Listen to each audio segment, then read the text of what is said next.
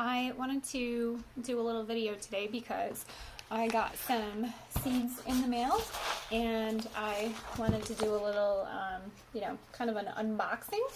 These are seeds from the Urban Garden Seeds. I can't tell you how many that I've ordered from so far, but I wanted to just kind of look at some of the catalogs and talk about my favorite seed catalogs so far. I've always kind of loved getting just seed catalogs in the mail. It's one of the fun things that I like to do in the wintertime, is just order a whole bunch of them. And when we first moved to this rental property, I had to have our address switched and I just never signed up for any of the seed catalogs that I usually like. So when I finally thought that this might be the year that I would start gardening again, I logged on my Facebook group and asked everyone what was their favorite seed catalogs, and I took a list of about, 40 to 50 different seed catalogs, and I signed up to every single one of them. So I have a stack about that high, no joke, of seed catalogs. I've pulled out my favorites. I've ordered from many others in the past. One of them I ordered from, and they don't have their own seed catalog, it's online. It's Fruition Seeds. And the reason why I like them is because they're local to me. So a lot of their seeds are very specialized to grow well in our shorter growing season than things that I might find in some of these other ones. So that's why I like them. Another one is MIGardener. And he doesn't have, I don't believe they have a printed catalog either, but that's also because he sells seeds, which are heirloom seeds, for 99 cents a package. By the time I figured that out, we were well into this COVID-19 shutdown thing. So by that point, there was no seeds to be gotten at that point. So I'm hoping to order some this fall, once he's gathered more and things like that. That he's in Michigan, so it's not too much of a stretch of different zones than me, so that would be helpful. So some of the ones that I like, the first one up is the Baker Creek catalog. There's a few different catalogs that you can get from Baker Creek. You can pay the $10 and get their I don't know what you even call it, but their extreme catalog, let's call it that. It's a big one, and it has recipes, and it has all kinds of different heirloom seeds that aren't in this free one. This one's free, and it is absolutely beautiful. I can't even imagine what's in the one that you pay $10 for, because this one is incredible. It's beautiful. It has the most gorgeous photos. It has the most incredible heirlooms. There's so many different options for everything. I think I have a wish list about a mile long from Baker Creek. Towards the beginning of March, they were also sold out of a lot. They've gotten a lot of things back in, so you might get lucky on depending on what it is that you want. So there's Baker Creek. This one is called Seeds of Italy. And this one is really fascinating because they have a lot of heirloom. I haven't ordered anything yet. I just like the catalog. Like, look at that. It's like incredible. So many beautiful options. There's another one that has these great stories, and each seed packet has a, not all of them, but some of them have illustrations, so they come in these beautiful seed packets that I can't even imagine taking out to your garden and getting them all dirty. This one's Annie's Heirloom Seeds. I happened to go through this one. The kids and I were doing a homeschool project, and I gave them some of my catalogs, and we happened to look over one of their shoulders and see this one. I was like, oh wait, let's not cut up that one. I kind of like it. It has, because it's heirloom seeds, so I can be saving all these. They had a couple of the broccolis that I had been looking for, like the broccolinis, the specialty ones that don't grow so big. I just haven't grown very many broccolis or brassicas, so I don't really trust myself yet. Then there is the Pine Tree Company. Pine Tree Garden Seeds is what it's called. This one's also beautiful. Has lots of, and I like this one because it has things that, like, it actually tells you indeterminate tomatoes. Indeterminate tomatoes most people don't really want them in their big gardens because they only get so many tomatoes it's in one short amount of time. So all of their tomatoes that the plant's ever going to have on it become ripe within the same amount of time. Whereas indeterminate tomatoes, it will grow as big as you can allow it to grow. Well, when you're talking about a container garden, that's not really feasible for me. So I'm actually considering having a couple determinate varieties next year. And it does tell you like things that are disease resistant and things like that. And I also love the fact, I don't know if you can even see it, it tells you on some of these, like it says germ in 15 days. It's kind of, won't really let me focus. But it actually tells you how long it actually takes each one to germinate. So I don't have to go to Google and look them up. So there you go.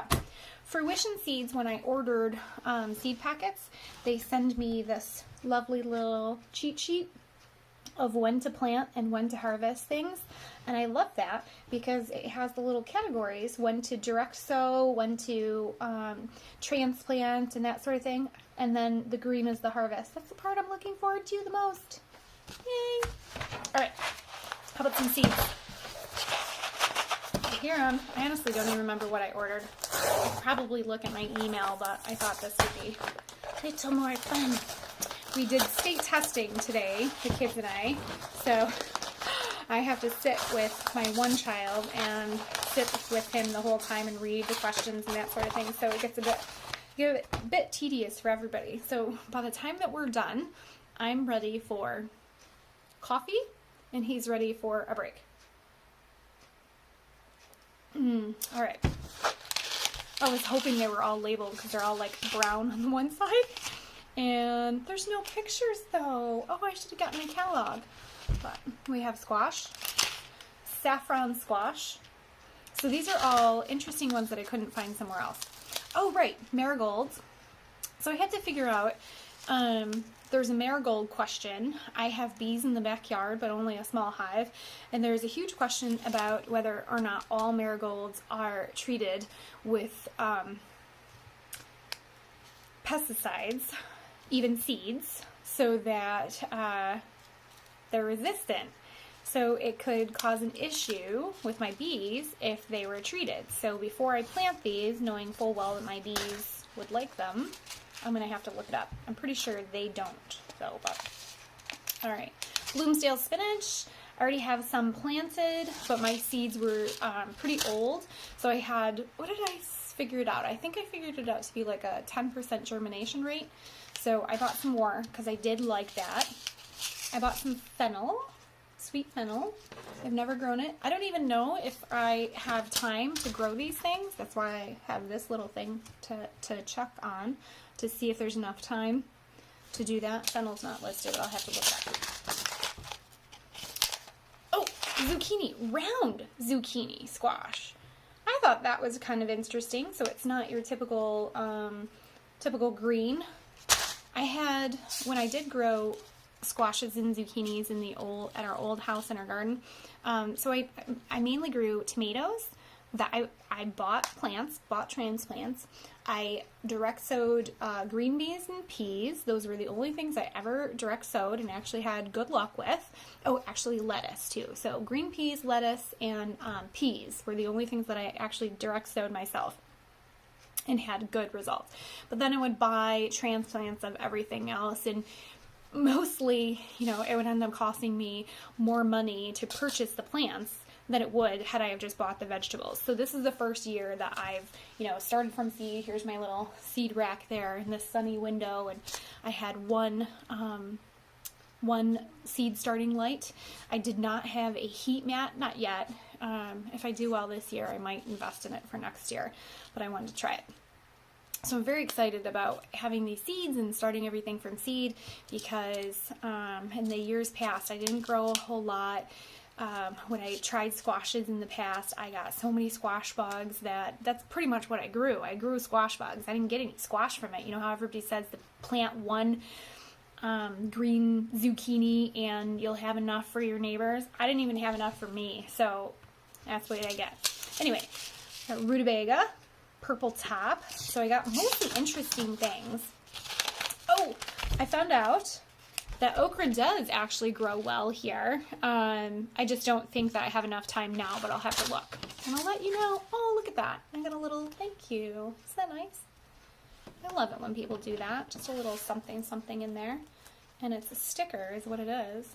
She sent me like a window sticker or something. That's cool. French breakfast radish. So this is the first time that I actually grew radish. And I was super excited. I harvested 2 of them this morning. Yes, I know. 2, exactly 2. But I was so excited. And I roasted them up and put them in my scrambled eggs with a little bit of fresh garden chives. And they were delicious. It was so good. I'm so excited. I can't wait to grow more now that I know I can do it. Peas, because the peas that I had, I've got some growing, which is fine. But they're kind of old. The seed's old. So I just wanted to, and this is a different one too. Oh, that's why. It's the sugar pod. My boys in the house love these. So Lucas and David will be very pleased. Oh, so all the lettuce that I have planted out there now is like green leafy, which is fine. I like that. But I also wanted to add a little bit of color. So I got some red salad bowl lettuce. So we'll see how that works. And romaine, because why not?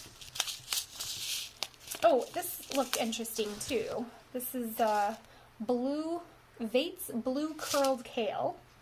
I mentioned in my little garden tour that I wasn't too thrilled with the big kale greens, but I know that I like some. So what ends up happening is I buy in the store these garden mixes of greens. And I like some of them, but the problem is you never find out what those greens are because nobody's telling you and it's not labeled. Oh, this is a very cool thing. This is pak choi, and it looks adorable in the photos. It's like, seriously, it's like that big.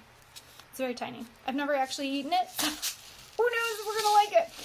And I had a Brussels sprout that sprouted, and it died.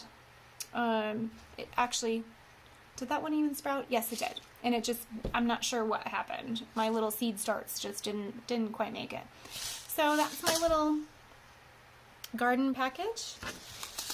Very exciting. I can't wait to plant some of these and figure out which ones I still have time for.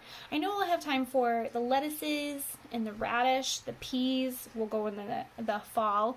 The kale I should have time for. I think the Brussels sprouts will still have time, but I'm not terribly certain. So the rest of it I'll have to look up and see, especially that squash. I don't know how many days it takes for maturity, so I'll look it up. And like, I need more stuff to plant, right? However, I did notice today that the woodchuck next door now has 6 little itty bitty fuzzy furry hungry babies. I'm not thrilled, but they're terribly cute.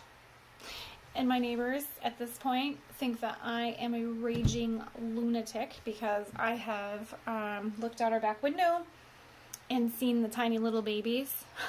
One of them was on the deck eating my container of radishes. Unbelievable, because he doesn't know enough to be scared. So I go out there, running out there, like a lunatic. But it worked, scared him away. So we're going to have to trap them and relocate them. So wish me luck. Everything is, well, mostly everything is fenced in. The ones that aren't, I have a little bit of fencing that I need to put up, or else they're going to have a nice little buffet. Yeah, so that's it. See you Thursday for my garden tour. Thanks for sticking with me. Sorry I didn't have any pictures to show you, but that just means that when I plant it, I'll have to share with you guys. And that was, by the way, check them out. It's Urban Seed. All right, bye-bye.